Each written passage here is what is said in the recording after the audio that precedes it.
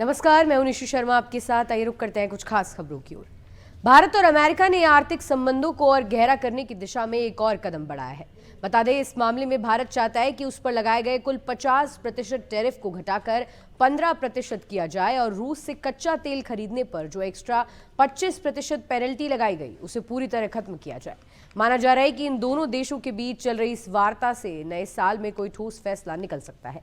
कहा जा रहा है कि भारत और अमेरिका के बीच एक व्यापक द्वीपक्षीय व्यापार समझौते पर बातचीत चल रही है। इस मामले में वाणिज्य सचिव राजेश अग्रवाल का कहना है कि इस समझौते पर जल्दी सहमति बन सकती है, मगर उन्होंने इसकी कोई तय सीमा नहीं बताई है। इसी हफ्ते दिल्ली में भारत और अमेरिका की व्यापार टीमों के बीच बैठक हुई थी। इस बातचीत में 2 मुद्दे थे।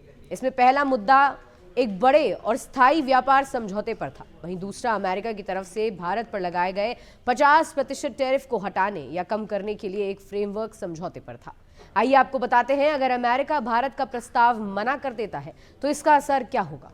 आइए आपको बताते हैं, अगर अमेरिका भारत का प्रस्ताव मान लेता है तो इसका असर क्या होगा।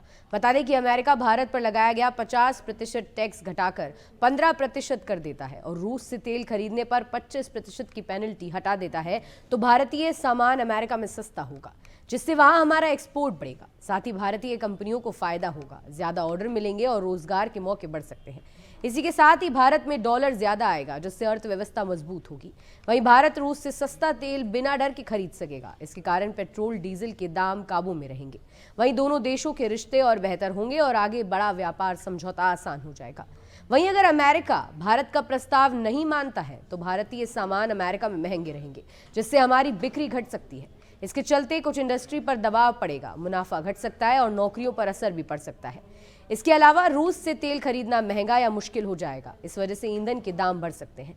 इसका कारण ये होगा कि इन दोनों देशों के बीच तनाव बढ़ सकता है और व्यापार समझौते में देरी हो सकती है।